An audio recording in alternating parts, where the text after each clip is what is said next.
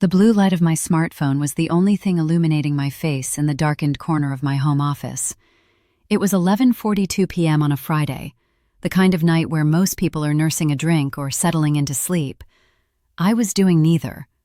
I was reviewing the final patent schematics for the Nexara 9, a medical diagnostic interface that was about to turn the healthcare industry on its head. My eyes were burning, but the adrenaline of a billion-dollar launch kept me anchored to the screen. Then, the notification banner dropped from the top of my phone like a guillotine. It was the family group chat. Usually, I kept it muted, but a rare moment of sentimentality had made me unmute it earlier that week. My little brother Jevin had posted a message. I expected a photo of a grill or a joke about our dad's lawn. Instead, I read, "Don't come to the cookout this weekend. My new wife says you bring the whole vibe down." I stared at those words until they blurred. I am Solange Pierre. I am 35 years old. I am the Executive Vice President of Engineering at Nexara Biolabs in Raleigh, North Carolina. I have spent 15 years building a career out of steel, logic, and relentless ambition. And yet, in a chat room filled with the people who shared my DNA, I was nothing more than a vibe killer. The sting wasn't just from Jevin, it was from the reactions that followed. My mother and father, the people who raised me to be polite and family-oriented, sent heart reactions and laughing emojis. They treated my exile like a punchline in a long-running sitcom where I was the unwanted guest. I didn't cry. I didn't type out a long paragraph explaining how I had paid for their mortgage last Christmas under the guise of an anonymous grant. I didn't remind Jevin that I was the one who bailed him out of his credit card debt 3 years ago. I simply typed one word: understood. I locked the phone and placed it face down on the mahogany desk. The silence of my penthouse was heavy, but it was a silence I had earned. My family still viewed me as the weird sister. In their minds, I was a socially awkward lab tech who spent her days looking at bacteria and probably struggled to pay her rent in some cramped apartment. They had no idea that the lab I worked in occupied 6 floors of a skyscraper, and that the medical device I was launching would make me a household name in the tech world. The next morning, Saturday, the sun hit the Raleigh skyline with a brutal clarity. I was in my office by 8 a.m. Memorial Day weekend meant nothing to a woman on the verge of a global launch. The office was mostly empty, the quiet hum of the HVAC system providing a rhythmic backdrop to my focus. At 9:17 a.m., the intercom on my desk buzzed. It was Zarya, my executive assistant, who was as fiercely protective as she was efficient. Her voice sounded puzzled, tinged with a hint of annoyance. She told me there was a woman downstairs, someone without an appointment, insisting on speaking to whoever handled investments. She wouldn't give her name, only saying it was urgent and that her husband was with her. A cold, familiar feeling settled in my gut. I told Zarya to send them up. I stood by the floor-to-ceiling windows, watching the city wake up, until I heard the chime of the private elevator. The glass doors slid open exactly 1 minute and 53 seconds later. Naomi walked in first. She was a whirlwind of calculated vanity, wearing a dress so red it hurt the eyes, and sunglasses that belonged on a yacht in Cannes, not a corporate office in Raleigh. Her hair was a perfect silk press, and she walked with a gait that suggested she expected a camera crew to be following her. Jevin trailed behind her, looking like a boy caught stealing from a jar. His hands were buried deep in his pockets, and he wouldn't look up. They didn't see me at first. They were too busy gawking at the lobby, the Italian marble, the floating glass staircases, and the massive brass Nexara Biolabs logo that took up half the back wall. When they finally turned toward the executive suite and saw me sitting behind the desk, the world seemed to stop. Naomi's sunglasses slipped from her fingers, hitting the floor with a sharp clatter that echoed through the open concept floor. "Solange?" Her voice was a strangled whisper, the confidence draining from her face as she looked from my face to the polished nameplate on my desk. Solange Pierre, EVP of Engineering. You work here?" she asked, her gaze darting around the room as if searching for a hidden camera. Jevin's mouth actually fell open. He looked like he had been punched in the solar plexus. "This is your office?" he managed to choke out. I didn't stand up. I didn't offer them water. I sat there with my fingers interlaced, my voice as flat as a dial tone. "Executive Vice President of Engineering," I corrected him. "Now, I'm going to ask you once. What do you two want?" The shock on Naomi's face lasted for perhaps 3 seconds before the predator in her took over. She recovered with a speed that was almost impressive. Her face transformed into the brightest, fakest smile I had ever seen. The kind of smile used by people who view every human interaction as a transaction. She sauntered forward, the heels of her shoes clicking aggressively on the floor, and dropped a thick, glossy sales deck on my desk. "Oh my God, Solange, this is literally perfect," she shrieked, clapping her hands together. "I had no idea you were this high up. This is fate, truly. I am raising funds for my new startup, next generation point-of-care testing. It's a total game changer. We need $2 million to push past the final FDA clearance. You're literally in the industry. You could write the check today and we'd be partners." Jevin finally looked up, nodding desperately. "Yeah, sis, it's a guaranteed hit. We were going to go to some faceless VC, but family looks out for family, right?" I didn't even touch the glossy presentation.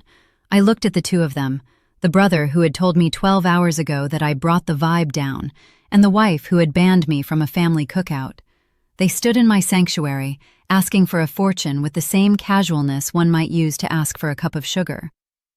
"You showed up at my place of business," I said, my voice dropping an octave, "without an appointment, on a holiday weekend, to ask for $2 million, after telling me I wasn't welcome in our family home." Naomi's smile didn't flicker. "Exactly. Blood is thicker than water, Solange. We can move past that little group chat drama. This is business. This is the future." I looked her dead in the eyes, the weight of every weird sister comment and every family joke fueling the ice in my veins. "No." The smile vanished, as if someone had flipped a power switch. The room went cold. The silence that followed my refusal was heavy, the kind of silence that precedes a massive structural collapse. Naomi's face didn't just drop, it distorted. The mask of the innovative CEO crumbled, revealing a jagged edge of entitlement that I had seen hints of at family dinners, but never in full, terrifying clarity. Jevin looked back and forth between us, his hands trembling slightly in his pockets. He was used to being the mediator, the golden boy who smoothed things over with a joke or a shrug, but there was no smoothing this over. "What do you mean, no?" Naomi's voice went up an octave, a sharp, piercing sound that cut through the humming quiet of the executive floor.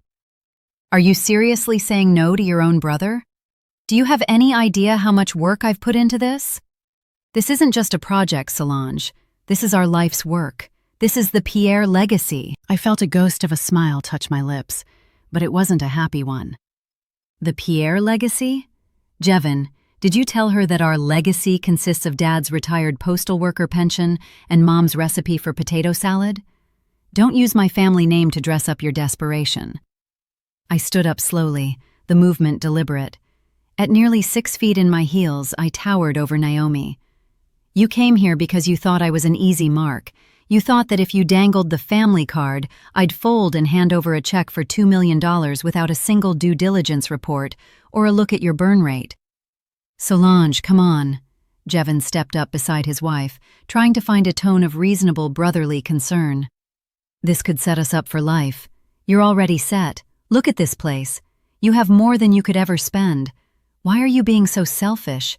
We're struggling to get this off the ground, and you're sitting on a mountain of resources.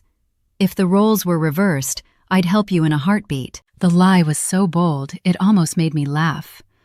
I remembered being 22, working 3 jobs to pay for my master's degree, while Jevin spent his inheritance from our grandfather on a used sports car he crashed 2 months later.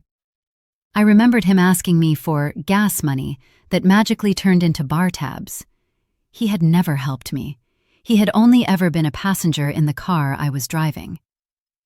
"Leave now," I said, my voice dropping to a level that was barely a whisper but carried the weight of a final judgment. The open-plan floor outside my glass walls had gone completely silent. My engineering team, usually the most focused group of people on the planet, had suddenly found their second monitors or their coffee mugs incredibly fascinating. But I knew they were listening. Every word was bouncing off the acoustic panels and landing in the ears of my subordinates. Naomi's face turned the exact shade of her red dress. The fake sweetness was gone, replaced by a raw, vibrating fury. "You are joking right now," she yelled, stepping closer to my desk, her manicured finger pointing at my chest. "You sit up here in your fancy corner office making millions, looking down on everyone, and you won't help your own blood? This is why nobody wants you around. This is why your mom sighs when your name comes up. You are jealous. You're jealous that Jevin finally found a real partner, a woman who is building something, while all you have is this cold, pathetic, lonely job." I didn't blink. I had been called cold since I was in middle school because I preferred calculus to cheerleading. I had been called pathetic for missing parties to finish lab reports. Their insults were old weapons, blunt and rusted. "Security is on their way up, Naomi," I said, glancing at the monitor on my desk. "If you leave now, you can walk out. If you stay for another 60 seconds, they will carry you out." 2 guards in black polos appeared at my door before I even had to press the silent alarm. They didn't need instructions. They had heard the screaming from the hallway. "Ma'am, you need to lower your voice and exit the building immediately," the taller guard, Mike, said. He was a former Marine who didn't care about family legacies or next-generation startups. Naomi turned on him, her eyes wide and bloodshot with rage. "Do you even know who she is? That is her brother. This is a family matter." Jevin, finally realizing the optics of the situation, grabbed her wrist. "Naomi, let's go. This is a mistake. She's not going to help." "No!" She snatched her arm back, her voice echoing off the glass. "She has no right to treat us like trash.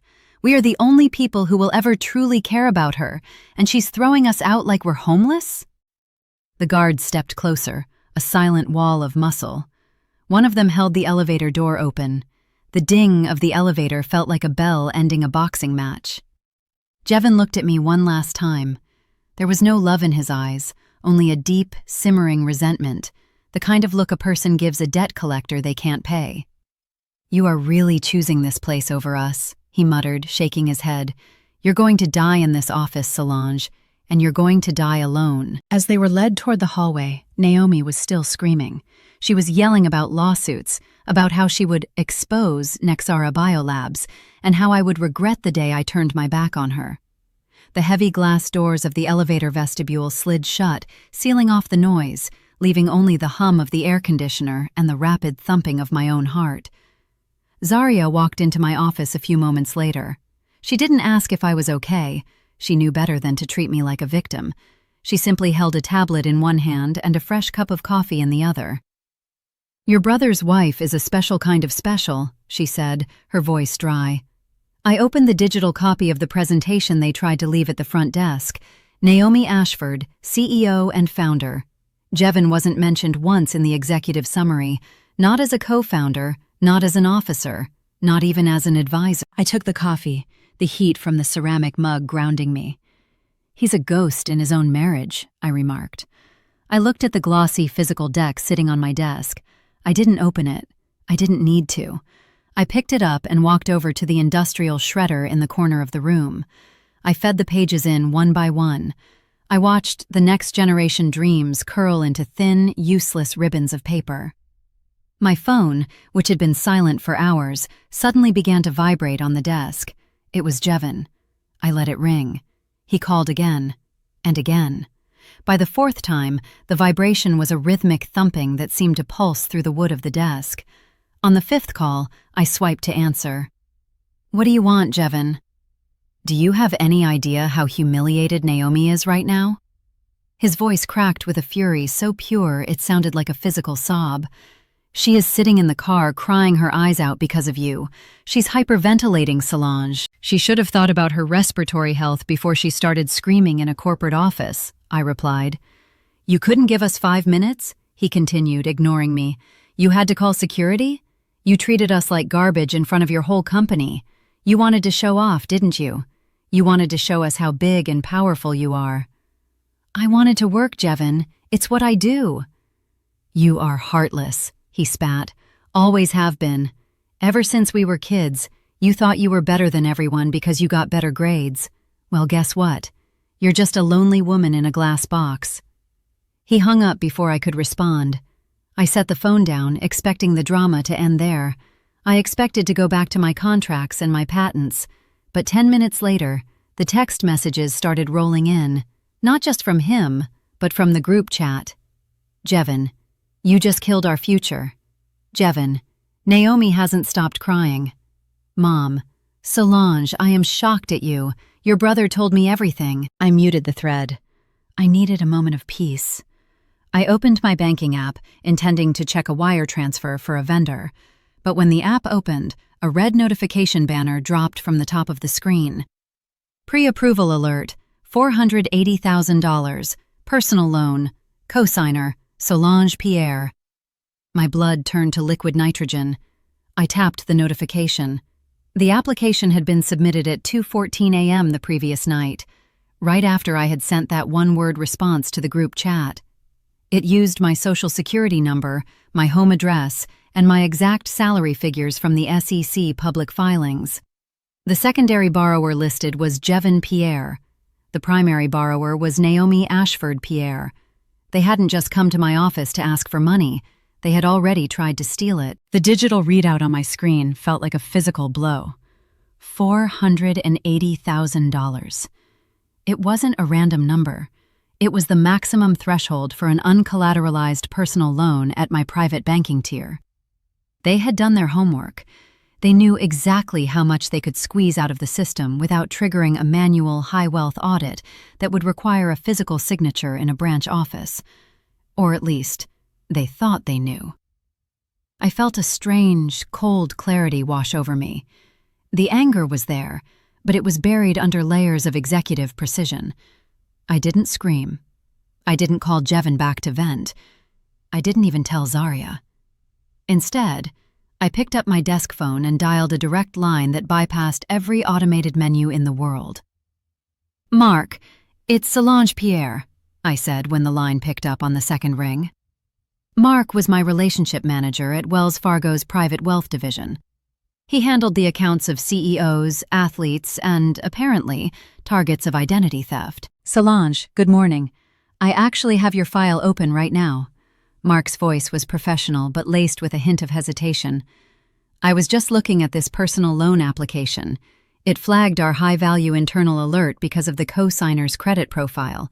It seemed inconsistent with your usual activity." "Inconsistent is an understatement, Mark. Kill it," I said, my voice steady. "I am looking at the notification now. I did not authorize this.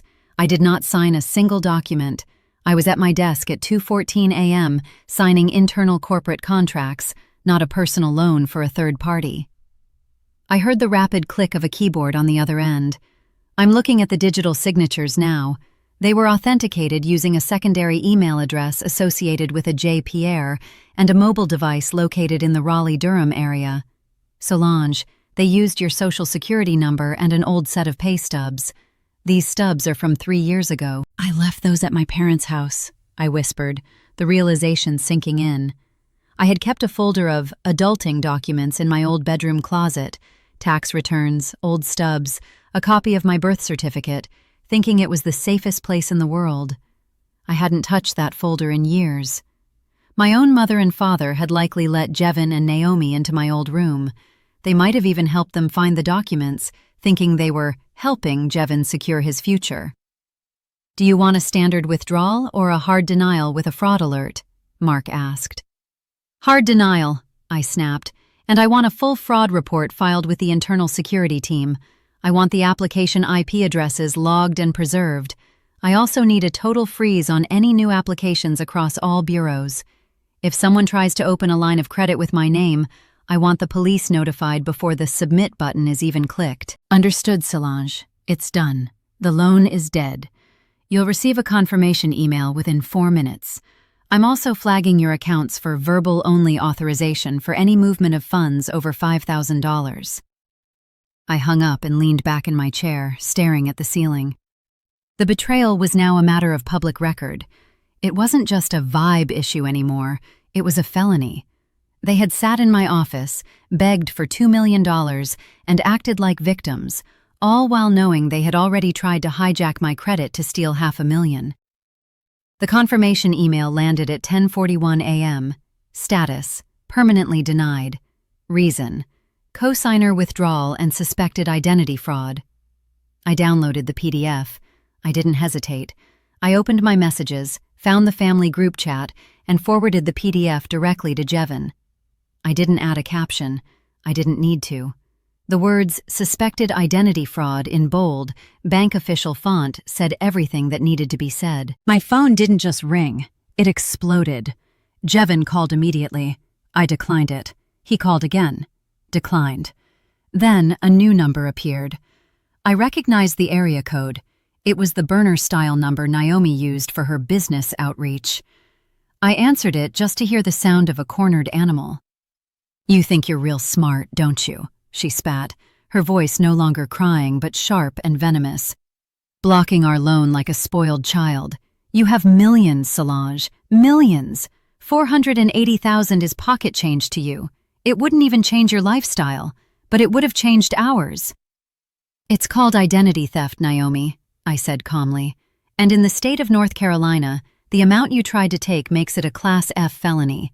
You forged my name on a legal document." "Oh, please. I didn't forge anything. It's called family support. You're the one who left your papers lying around. If you didn't want us to use them, you should have taken them with you. We were just bridging the gap. You're our sister. You're supposed to be our safety net." "I am a person, not a bank," I replied, "and I am certainly not a victim. I suggest you stop talking before I decide to hand over the IP logs to the Wake County Sheriff's Department." She laughed, a cold, vicious sound that made my skin crawl. "Go ahead, try it. Tell Mom and Dad you're trying to put your brother's wife in jail over a loan. See how that goes for you. I'm going to tell them exactly what kind of selfish, greedy daughter they raised. By the time I'm done, you will be persona non grata at every family event for the rest of your life. You'll be the woman who chose her bank account over her blood." "Do it," I said. "Start with the part where you tried to steal $500,000. I'd love to hear how Mom justifies that in her Sunday school class." There were 3 full seconds of dead silence, the kind of silence that happens when a bully realizes their target isn't afraid of the dark anymore. "You will regret this," she hissed. "I promise you." She ended the call, and for a moment, I felt a sense of peace. But I knew my family. I knew the ecosystem I had grown up in. In the Pierre household, the one who had the most was expected to give the most, and the one who worked the hardest was always the one to blame when things went wrong.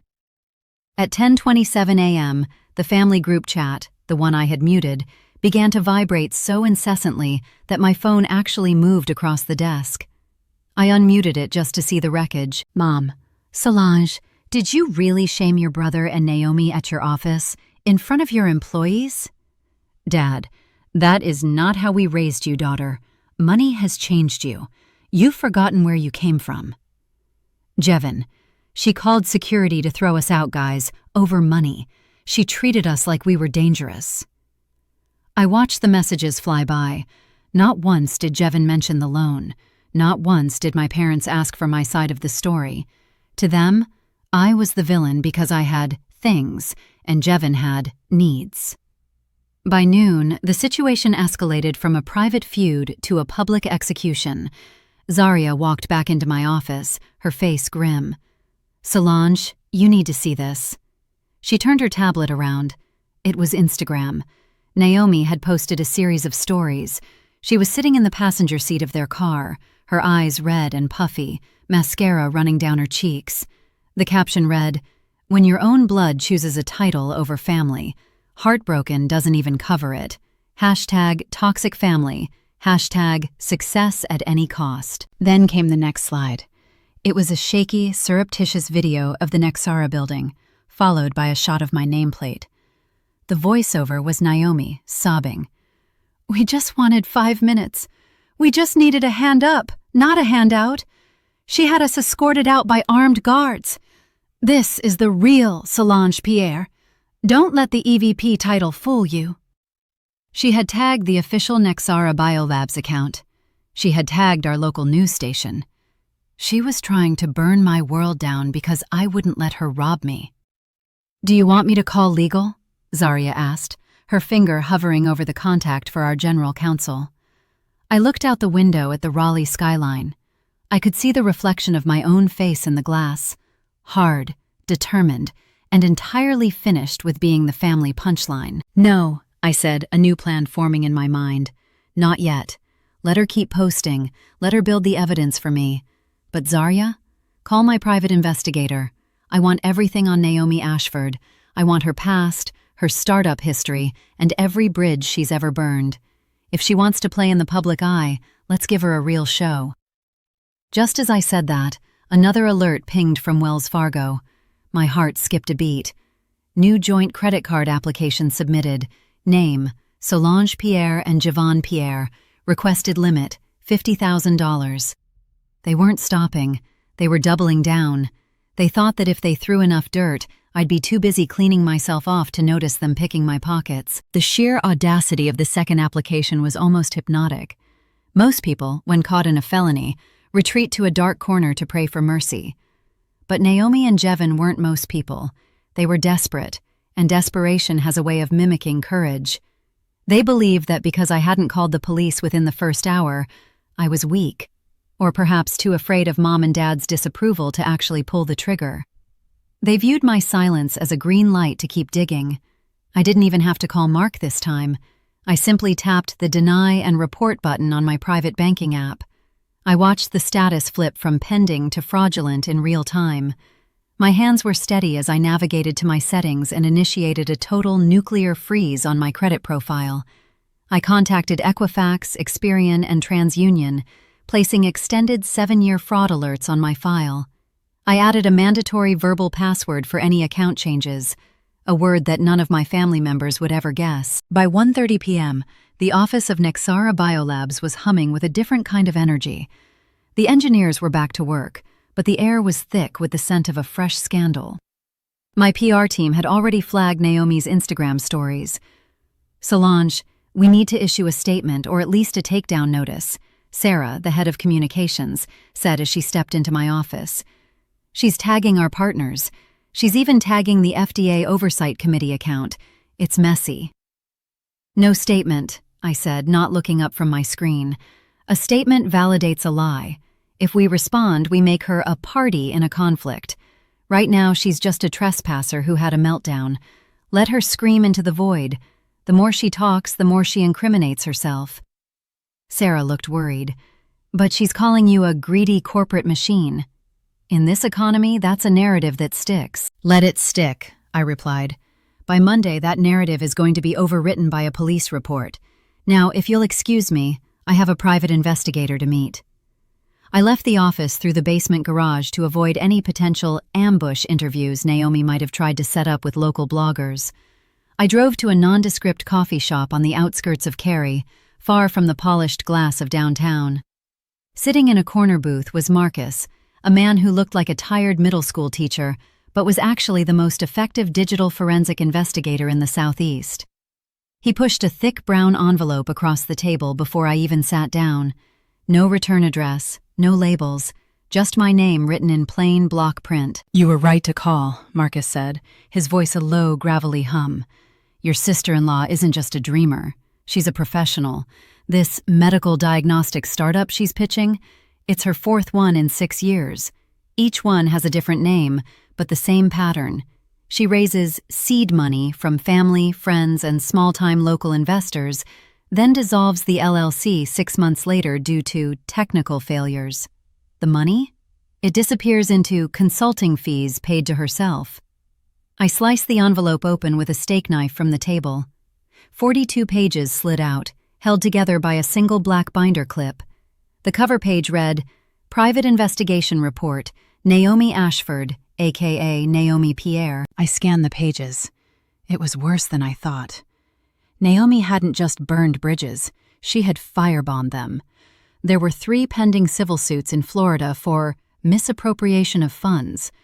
There was a trail of unpaid luxury car leases and a business trip to Bali that happened exactly 2 weeks after she took $50,000 from her previous husband's aunt. "And Jevon?" I asked, my heart tightening. Marcus sighed. Jevin is the face.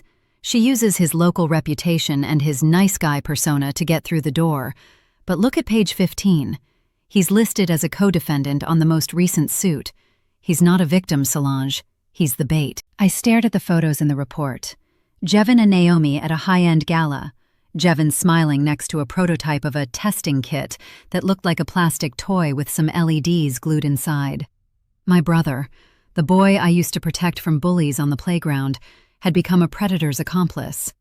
And they were currently trying to make me their biggest score yet. There's more, Marcus said, leaning in. Last night, around 3 a.m., someone accessed your mother's home Wi-Fi and logged into an SEC database. They weren't just looking for your salary. They were looking for the vesting schedule of your Nexara stock options. Solange, they know you have $10 million in shares that become liquid the day the medical device launches. That's why the urgency. They aren't trying to build a company. They're trying to secure a settlement from you before that launch happens. The pieces clicked into place. The cookout ban wasn't just a snub, it was an emotional lever. They wanted to isolate me, make me feel the weight of my loneliness, and then offer me a way back into the family's good graces for the small price of a $2 million investment. When I didn't bite, they pivoted to theft. And when theft failed, they pivoted to public shaming. I thanked Marcus and walked out into the humid afternoon air. My phone buzzed again. It was a text from my mother. Mom, Solange, Jevin is talking about selling the house to help Naomi cover her legal fees because you blocked their funding. Is this what you want? To see us on the street? Call your brother and fix this. Give them the loan. It's just numbers on a screen for you. I stood by my car staring at the message. Fix this, she said. Not, I'm sorry they stole your identity. Not, are you okay? Just fix this so the golden boy doesn't have to face the consequences of his own greed. I didn't reply to my mother. Instead, I took a photo of the private investigation report, specifically the page detailing Naomi's previous fraud settlements, and I sent it to Jevin's private email. I added a short note. I know about the Florida lawsuits. I know about the Bali trip. I know Jevin is a co-defendant. If you don't take down every social media post and sign a notarized confession regarding the loan applications by 8 p.m. tonight, this report goes to the district attorney, the news stations you tagged, and mom and dad.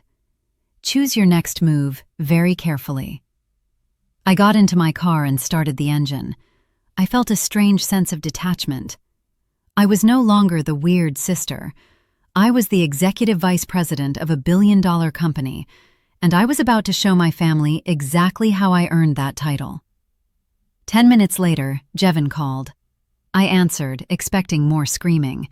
Instead, there was only the sound of heavy, ragged breathing. Solange, he whispered, his voice trembling. Please, you don't understand. She said we were a team. She said you wouldn't mind. She said you owed us for all the years you were away, making money while we took care of the parents. You didn't take care of them, Jevin. I paid for the roof. I paid for the health care. You just showed up for the Sunday dinners I funded. She's going to leave me if this fails, he choked out. She said if I can't get the money from you, I'm useless. Please, just don't send the report to Mom. It'll kill her. Then you have until 8 p.m., I said, and I hung up. I drove back toward downtown, but I didn't go to the office. I went to the police station. I had realized something during that phone call. Jevin wasn't asking for forgiveness. He was asking for a cover-up. And in my world, you don't cover up a leak. You seal it. The precinct lobby smelled of floor wax and stale coffee, a stark contrast to the scent of expensive perfume and ionized air in my office. I sat on a hard plastic chair, the manila envelope containing the evidence of the loan applications resting on my lap like a loaded weapon. I wasn't there out of spite. I was there because, in the corporate world, if you don't report a known fraud involving your identity, you become a liability to your own company. If Nexara's board found out I had ignored a $500,000 identity theft attempt, they could argue I was compromised. Ms. Pierre, Detective Vance is ready for you, a uniformed officer said. I spent the next hour walking the detective through the digital footprint. I showed him the Wells Fargo alerts, the timestamps of the applications, and the SEC filings they had used to bolster their fraud. Vance was a veteran. He had seen family disputes before, but his eyebrows climbed toward his hairline when he saw the dollar amounts. "This isn't a typical stole my credit card case, Solange," Vance said, leaning back. "This is high-level wire fraud. If we move forward, the state won't just give them a slap on the wrist, especially with the evidence of your brother's wife's history in Florida." "I am aware," I said, my voice unwavering. "I'm not here to vent. I'm here to file a formal complaint. I want the paper trail documented so that when the bank's legal team follows up, there is a police report number waiting for them." As I walked out of the station, the sun was beginning to set over Raleigh, casting long, bruised shadows across the pavement. My phone vibrated. 7:42 p.m., 18 minutes until my deadline. I sat in my car and opened Instagram. Naomi's stories were still up. In fact, she had added a new one.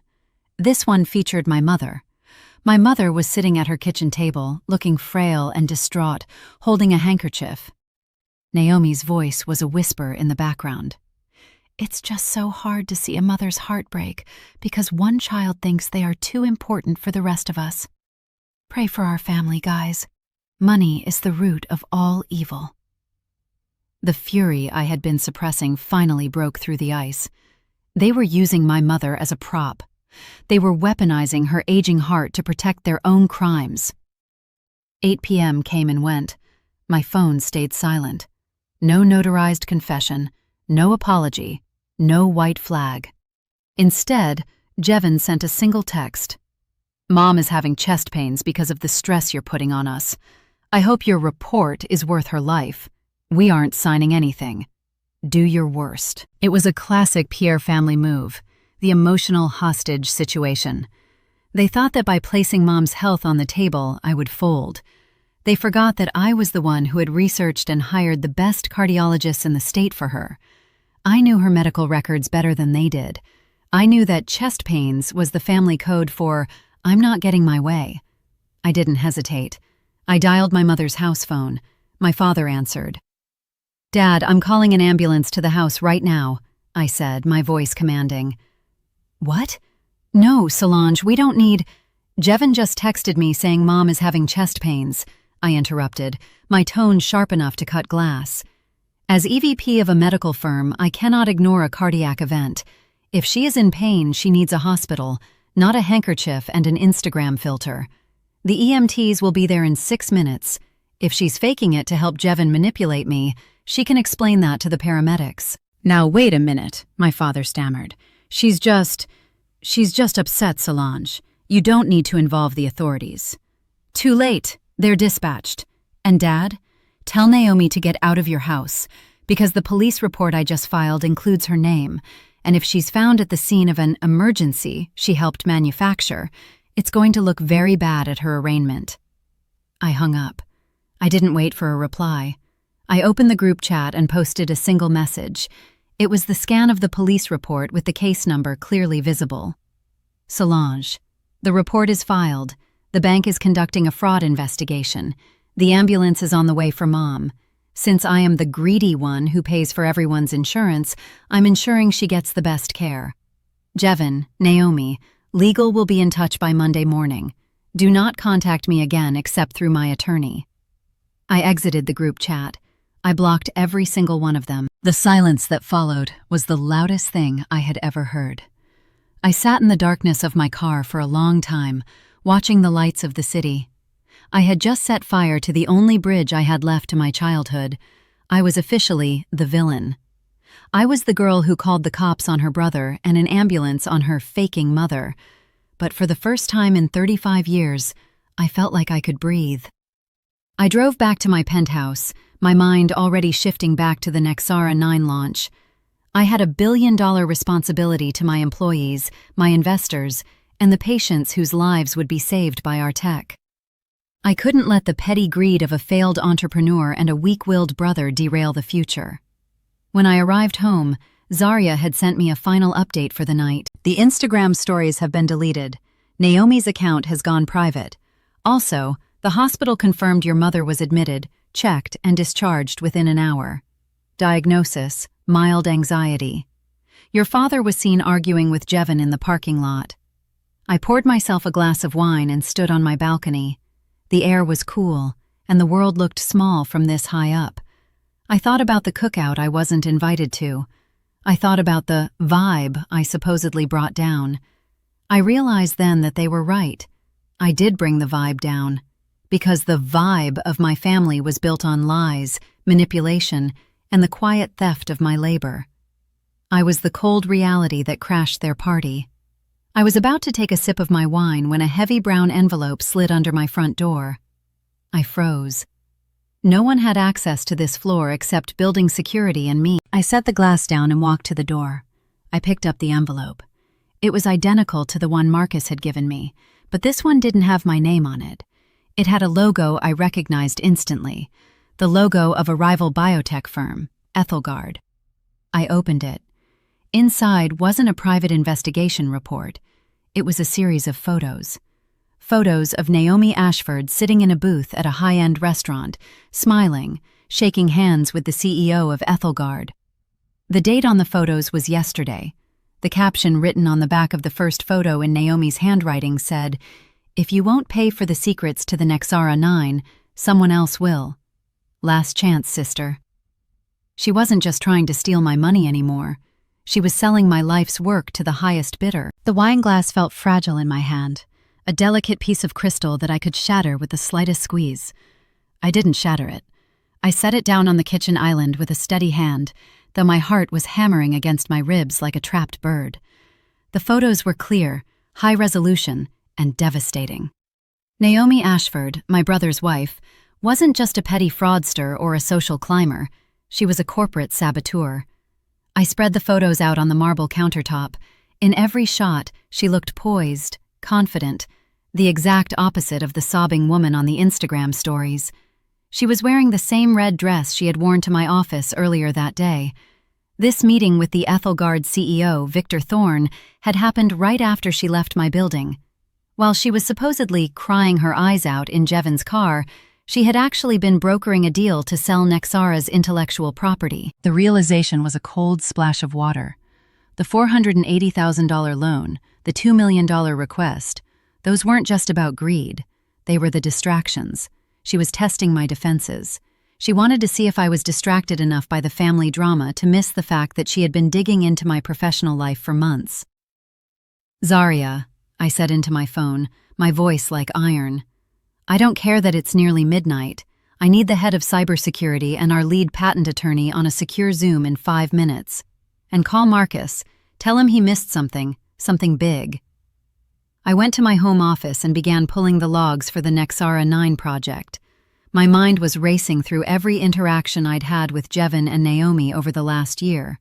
Every holiday dinner where Naomi asked how the little lab project was going. Every time I had left my laptop bag in the foyer of my parents' house to go help Mom with the dishes. I had been careful. I always used biometric locks, but Naomi was resourceful. The Zoom window popped open.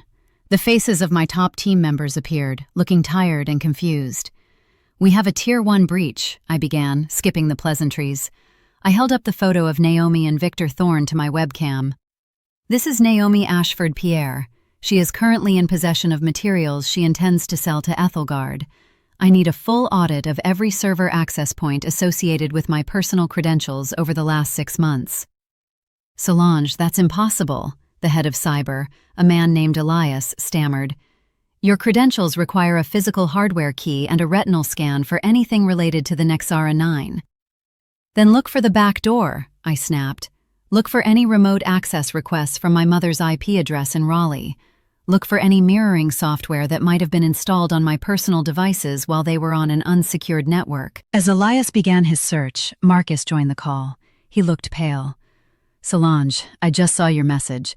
I went back through Naomi's phone records from the last 48 hours. She didn't just call Jevin and the banks. She made 3 calls to a redacted number that traces back to Ethelgard's corporate headquarters. But there's something worse." He paused, and the silence on the line was deafening. "She's been using Jevin's phone to mirror your texts," Marcus said. Remember that family tracker app Jevin asked you to join last Christmas?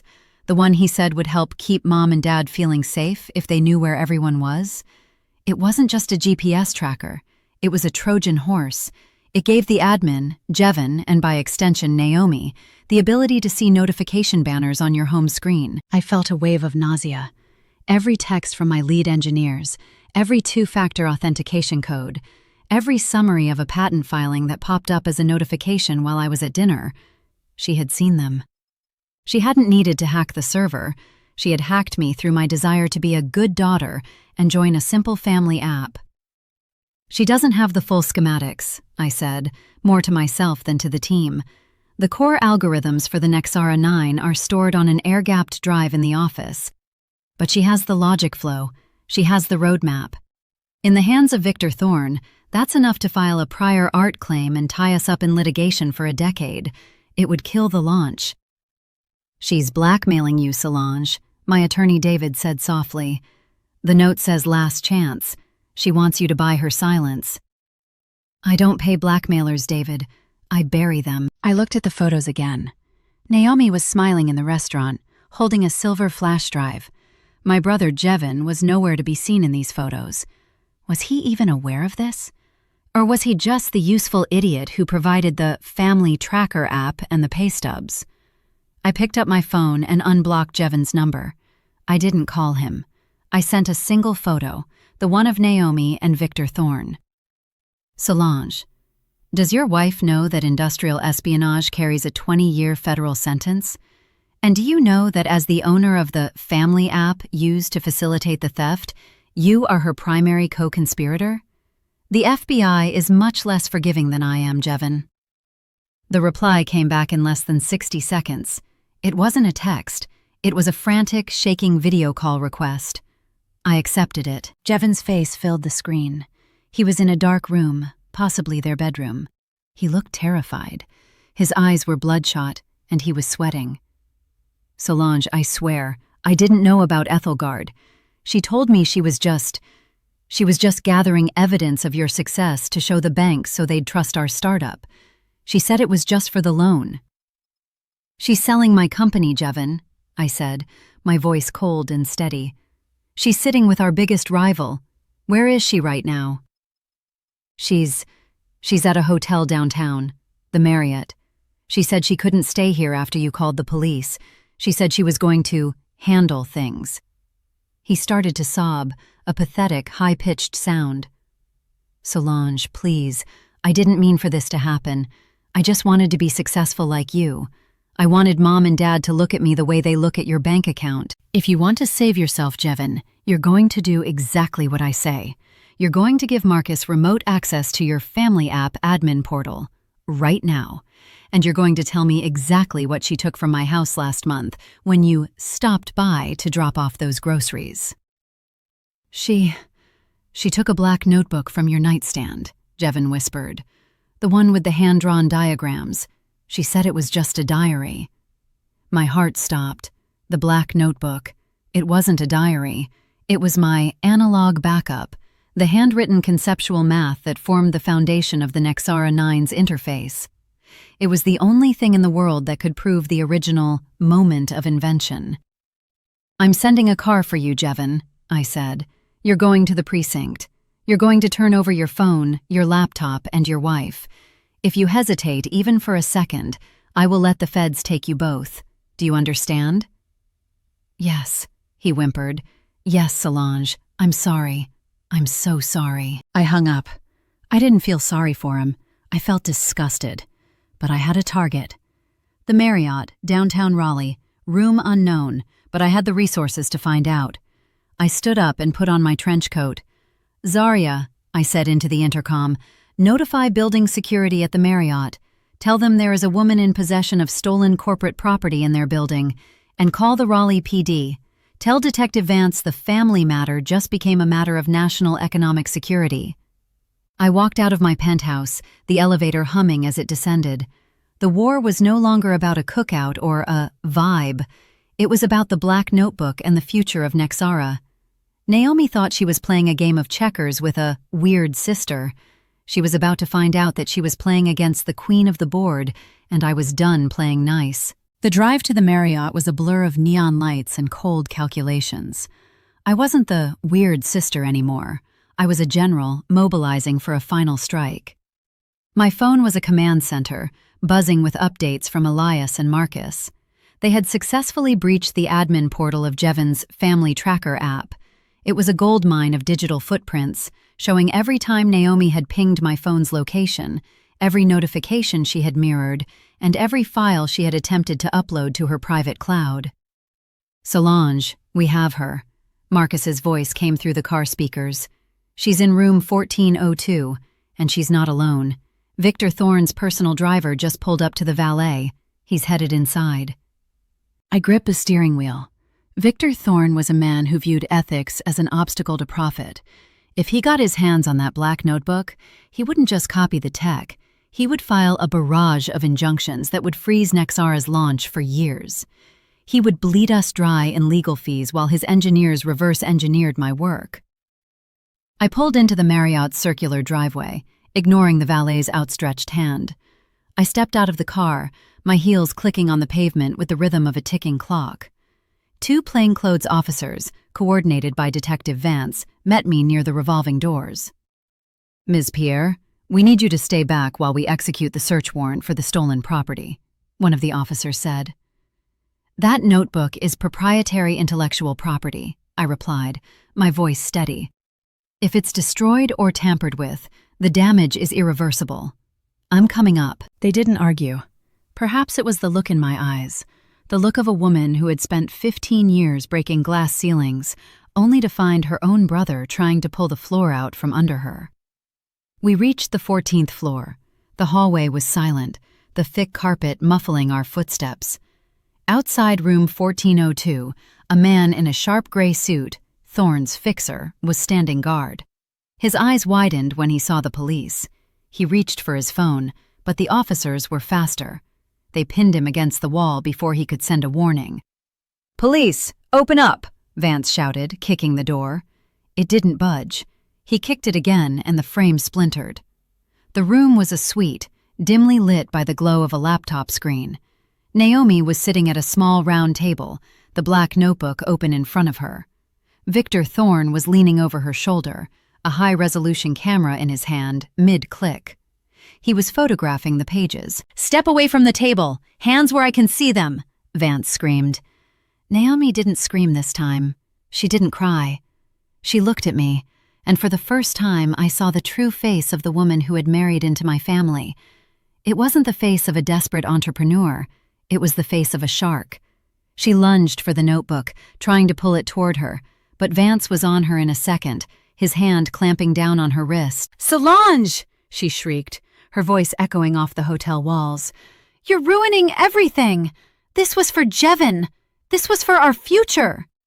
"No, Naomi," I said, stepping into the room. I walked past the chaos, past Victor Thorne, who was now being read his rights, and I picked up my black notebook. I checked the spine. I checked the pages. It was all there. My handwriting, my life's work, my analog soul. This was for you. Jevon was just the key you used to unlock the door. Victor Thorne looked at me, his face a mask of corporate arrogance. "This is a misunderstanding, Solange. I was simply reviewing a potential acquisition. I had no idea the materials were stolen." "Save it for the SEC, Victor," I said. "My team has the logs of your calls to Naomi. We have the photos of your meeting earlier today, and we have the digital handshake your server made when you tried to access the Nexara 9 roadmap." As the officers began to lead them out in handcuffs, Naomi turned back to me. Her silk press was ruined, her red dress wrinkled, but her eyes were still full of venom. "Your parents will hate you for this," she yelled. "I'm the mother of your future nieces and nephews. You're putting me in a cage. You're a monster, Solange, a cold, heartless monster." I watched her being led toward the elevator. The vibe she had accused me of bringing down was finally dead. The air in the room felt cleaner, lighter. I looked at the laptop on the table. It was still logged into her cloud account. I signaled to Marcus, who was watching through a remote link. "Wipe it," I said. Every mirror, every backup, every scrap of Nexara data she thinks she has. Leave her with nothing but the empty shell of her own greed. I walked out of the hotel and sat on the trunk of my car. The Raleigh skyline was beginning to glow with the first hints of Sunday morning. My phone buzzed. It was a notification from the family group chat. I had blocked them, but the notification still showed the number of missed messages. 42. I unblocked them one last time, just to see the final act. Dad. Solange, Jevin is at the police station. He's talking about espionage. What have you done? Mom. Please, Solange, just drop the charges. We can talk about this at the cookout today. We'll make it right. Just come home. I looked at the words, come home. For 35 years, that had been the anchor that kept me tied to people who didn't respect me. It was the lure they used to keep me contributing to a family that viewed my success as a community bank account. I typed my final response. Solange, there is no home to come back to. Home is where you are safe. Home is where the people you love don't steal your identity or sell your life's work to the highest bidder. Jevin and Naomi chose their path. I am simply the one who made sure it led to a dead end. Do not contact me again. My lawyer will be handling the sale of your house. Since the mortgage is in my name, I'm putting it on the market on Monday. You have 30 days to find a place you can actually afford. I hit send, and then I did something I should have done years ago. I deleted the group chat. I deleted their numbers. I took the Family Tracker app and uninstalled it from my life. The sun finally broke over the horizon, hitting the glass of the Nexara building in the distance. It looked like a pillar of fire. Zarya, I said, calling her one last time. Tell the team the launch is back on schedule for Monday morning. And Zarya, order the most expensive breakfast in the city to be delivered to the engineering floor. We have a lot to celebrate. On it, Solange, she said, her voice warm. And what about you? I'm going to go get some sleep, I said. I have a billion-dollar company to run. As I drove away from the Marriott, I saw a single red high-heeled shoe lying in the gutter, a discarded relic of Naomi's failed coup. I didn't stop. I didn't look back. I just kept driving toward the light. The penthouse was silent when I returned, but it was no longer a heavy silence. It was the quiet of a vacuum after a storm has passed. I laid the black notebook on my kitchen island. The leather cover was slightly scuffed from the scuffle at the Marriott, but the contents were pristine. I didn't go to bed. Sleep is for people who don't have a billion-dollar merger on the horizon and a family that is currently imploding in a police precinct across town. I opened my laptop and began the process I had threatened in the group chat. People think that cutting off family is an emotional act, but for someone in my position, it is a logistical one. I pulled up the deed and mortgage documents for the house in North Raleigh, the house where I had grown up, where Jevin had his first birthday party, and where my parents still lived. The truth was, they hadn't owned that house in 7 years. When my father's medical bills from his bypass surgery spiraled out of control and the bank moved to foreclose, I had stepped in. I bought the debt. I transferred the title to a holding company I controlled. I told them it was a refinance handled by a friend's firm so they wouldn't feel the sting of my charity. For 7 years, I had paid the property taxes, the insurance, and the landscaping fees. I had let them live in a lie of stability while they treated me like the weird outsider. I sent an encrypted email to my real estate attorney, David. Execute the 30-day notice of termination of residency for the residents at 412 Maple Drive. List the property for sale immediately. All proceeds are to be funneled into the Nexara Employee Scholarship Fund. I hit send. There was no hesitation. If they wanted to stand by a woman who tried to dismantle my life's work, they could do it from a rental they paid for themselves. Around 4 a.m., my phone, the one I had scrubbed of their personal numbers, started lighting up with unknown calls. They were calling from the precinct's landline. I let them ring. I could imagine the scene. My father pacing the linoleum floors, my mother weeping on a wooden bench, and Jevin in an interrogation room realizing that his golden boy status didn't mean anything to the state of North Carolina. I spent the next few hours working with Elias to build a firewall of silence. We didn't just block the Pierres, We scrubbed my public digital footprint. We issued a formal cease and desist to every news outlet that Naomi had tagged in her Instagram stories. Because we had the police report for industrial espionage, the news stations weren't just backing off, they were terrified of a libel suit.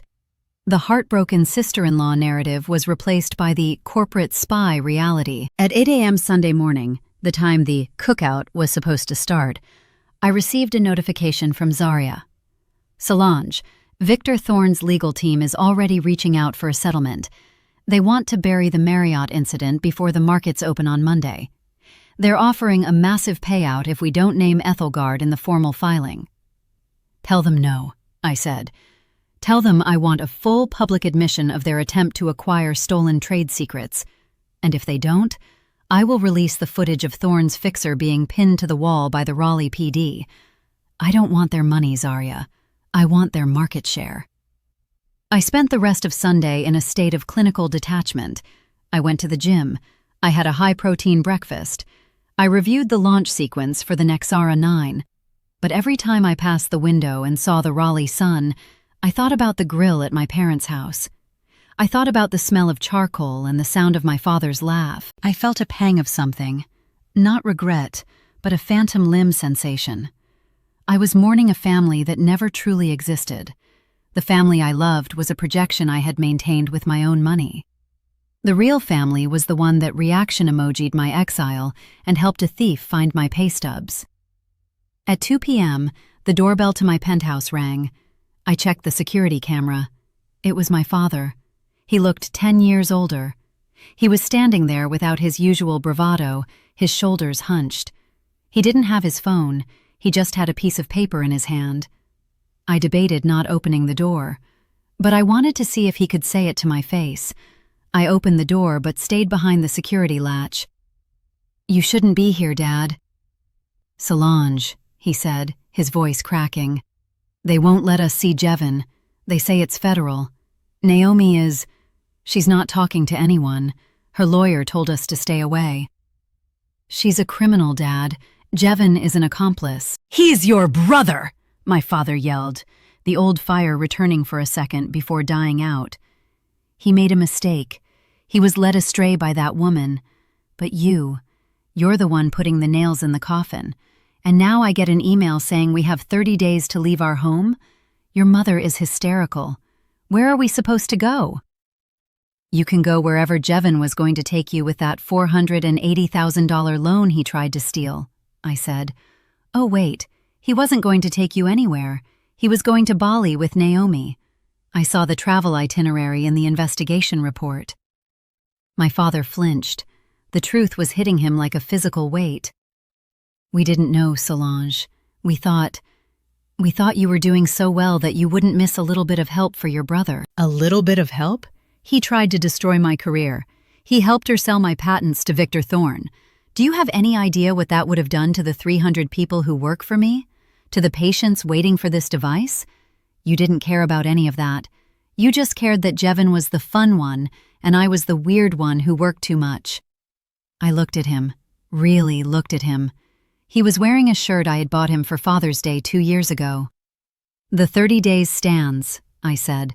"I've instructed David to set up a trust for you and Mom. It will pay for a comfortable 2-bedroom apartment and your medical expenses, but it will be in my name, and it will be managed by a third party. If Jevin or Naomi ever sets foot in that apartment, the funding stops. If you ever mention my name to a reporter, the funding stops. You wanted to treat me like a bank? Fine. I'm a bank now, and I'm a very strict one." "Solange, please, don't do this. Don't turn your back on your blood. You turned your back on me Friday night in that group chat, Dad. I'm just making the separation official." I closed the door. I didn't wait for him to respond. I walked back to my desk and looked at the clock. Tomorrow was Monday. Tomorrow, the Nexara 9 would launch. Tomorrow, the weird sister would become the most powerful woman in biotech, and for the first time in my life, I wouldn't have to worry about who was bringing the vibe down. Because I was the only one left in the room. Monday morning arrived not with a whimper, but with the roar of a jet engine. At 5:30 a.m., the Raleigh sky was a bruised purple, but the Nexara Biolabs headquarters was already ablaze with light. I stood in the center of the war room, a high-tech command center filled with rows of engineers, data analysts, and regulatory experts. On the main screen, a countdown clock was ticking toward 9:30 a.m., the moment the New York Stock Exchange would open and the Nexara 9 would officially be unveiled to the global market. I was wearing a charcoal gray suit, tailored to perfection, my hair pulled back in a sharp, uncompromising bun. I hadn't slept more than 3 hours, but I felt electric. The family matter had been compartmentalized, locked away in a dark vault in the back of my mind. Today, I wasn't a daughter or a sister. I was an architect of the future. "Status report," I barked. "Final server checks complete," Elias responded, his fingers dancing across a keyboard. "The Athelgard backdoor has been completely cauterized. We've implemented a triple-layer biometric handshake for all external queries. If Victor Thorne even tries to look at our landing page, we'll know what he had for breakfast." "Legal?" I turned to David, who was standing by the coffee station, looking uncharacteristically smug. "The injunction against Ethelgard was granted an hour ago," David said. "The judge saw the Marriott photos and the digital logs.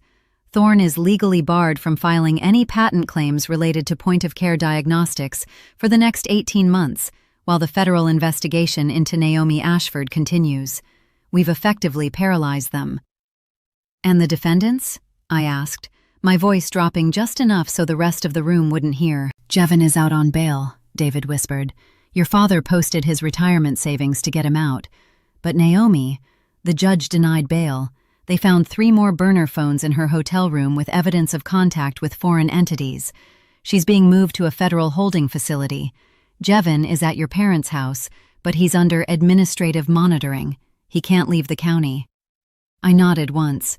A cold, clinical part of me noted that my father had sacrificed his final bit of security, his retirement, for a son who would have let him rot.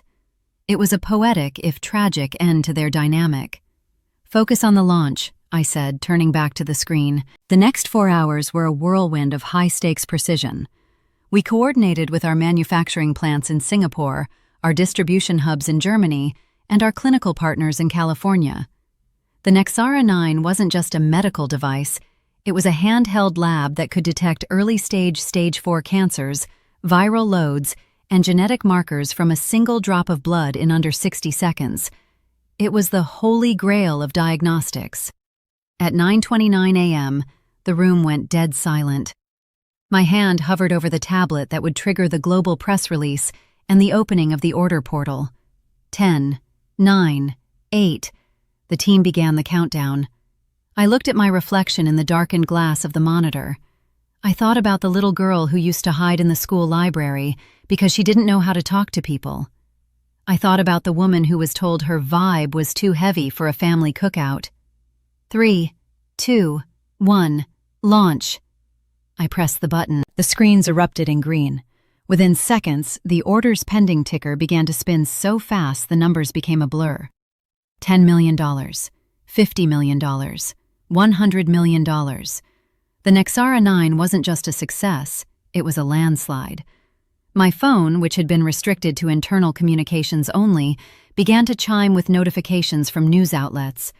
CNBC, Nexara Biolabs disrupts $500 billion diagnostic market.